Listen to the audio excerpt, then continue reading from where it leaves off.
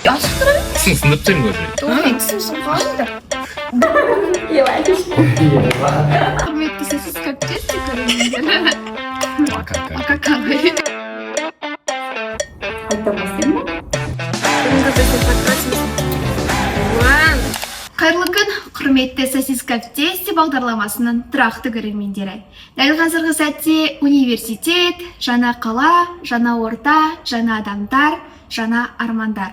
Сол армандардың орындалуына кедергі жасайтын махаббат деген дүние бар. Бүгінгі біздің тақырыбымыз универ қабырғасындағы махаббат жайлы болатын болады. Бұл шынайы сезім бе, әлде сабақ арасындағы қызығушылық па? Бірге талқылайтын боламыз. Бүгінгі біздің подкастымыздың қонақтары өзекті тақырыпты елеулі түрде талқылауға келген Еркебұлан Жалғызбай және Айтбай Айым. Сәлем. Ал енді қош келдіңдер. Бір жақпай тұрмыз ба, бір кішкене сондай ощущение болып жатыр ма? Сөйтіп жатыр ма саған екеуі? Жақтырмай жатқан сияқты алдымызда тамақтарына су қарсы қойып қояды еді. Бұның абсолютно жоқ. Камераларға қарап. Қош көрдік, құрметті сосиска в тесте студиясы, подкаст каналы. Елеп ескеріп, қонаққа шақырып жатқандарыңызға рахмет. Енді бірден тақырыпты талдауға көшсек. Біз де сіздерді қош көрдік. Бүгінгі студиямызда келгендеріңізге рахмет. Бірінші сұрағымыз ол қазіргі сіздердің махаббаттарыңыз сабақтарыңызға кедергісін келтірмеді ме? Енді осы жерде мен сөйлеп кетсем, меніңше қарым-қатынас ол ең бірінші даму үшін керек деп есептедім өзімде. Сол үшін де осындай шаг деп айтамыз ғой, қадамға бардым. Және де бұл мен үшін, менің тарапымда оңынан әсер беріп жатыр деп есептеймін. Осы орайда мен Айымның сөзін толықтырып кетсем, дәл осы тақырыпқа байланысты Морган Скотбектің «Махаббаттың мәні» деген ғылыми диссертациясы бар. Соның ішінде айтқан, махаббат пен ғашықтықты екеуін бірдей ұстауға, екеуін салыстыруға келмейді.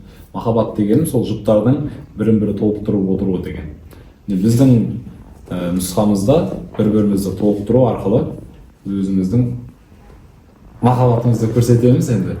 Сұраққа көшсек, бір факультетте бір топта оқыған дұрыс па әлде қиын ба? Ол негізі ешқандай да қиын емес. Керісінше ол арадағы байланысты нығайта түсетін құрылғы іспеттес деп танысақ болады. Ойлау мүмкін енді, мысалға, сенің жұбың басқа бағыттан болу қажет. Сол кезде сендер екеулеріңді мысалға алдағы уақытта да бала тәрбиесінде де екі түрлі бағыттан болған дұрыс деп есептеу мүмкін.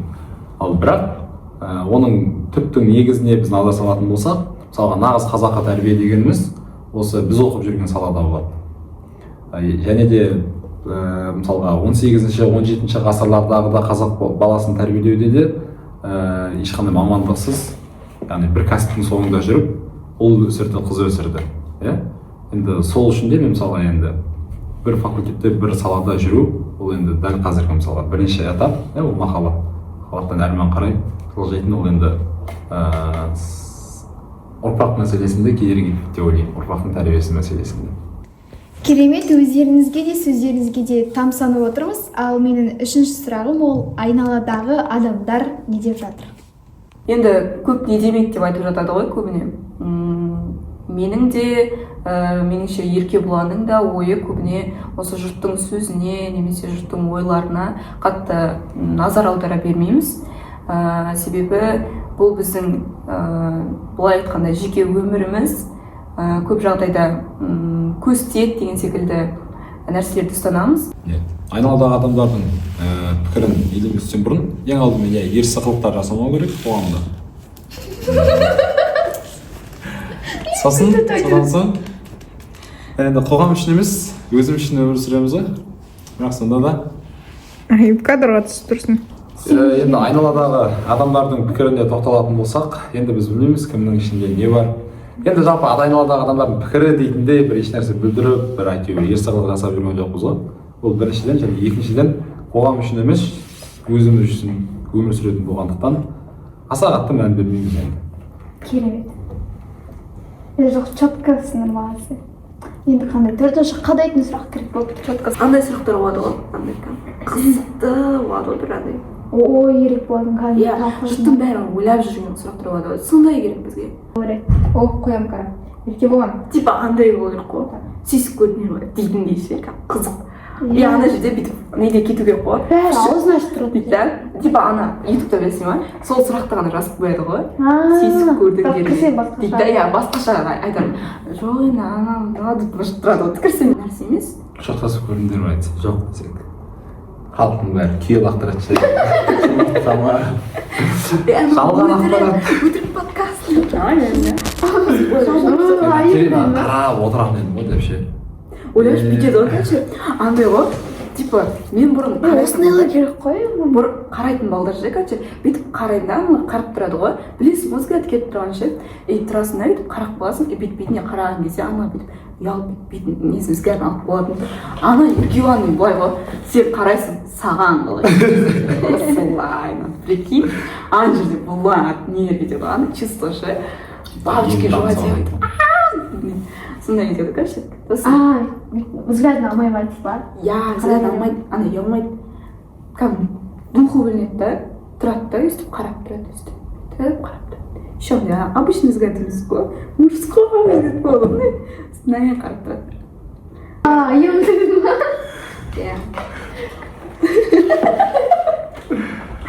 еще оның алдында музейге бардым да бірдеңе болды ма не жақта жүріп болмайтын нәрселер айтып жүремін короче андай қылып артынан жүреді да әңгіме айтады короче болмайтын әңгімелерді ауылдың темаларын андай бір болады ғой бастай алмай жүр ғой иә бастаған жерге келдім нефтем әңгімелер айтады қыстақ кездерде еще андай короче бүйтеді қара орыс тілінен шығып жатамыз ол алға түсіп кетеді ғой алға түсіп кетеді да бүйтіп артқа қарайды мен кетемін артта ше жайлап кетемін да жалғыз өзім кәдімгі и ана тұрады да өтірік бауын байлайды ғой прикинь сөйтіп ғой деп бірақ солар қызық тәтті кездер ғой блин действительно иә тәтті кездер ғой маған ең қызығы мынау бар короче бүйтіп бай қар жауып кетті ғой байға да шығып кетеміз бір рет сөйтіп короче жаяу қайттық басында иә жаяу қайтпай біздің общага келмей тұрып қояды ең бірінші жаяу қайтатын кез ғой короче бірінші рет маған өзім телефонмен суретке түсіремін короче тупо тымағым киіп алады мен дәтте деп тұр андай бір мынандай мына сурет қой короче сүйкімді андай пыжымды шығарып дейді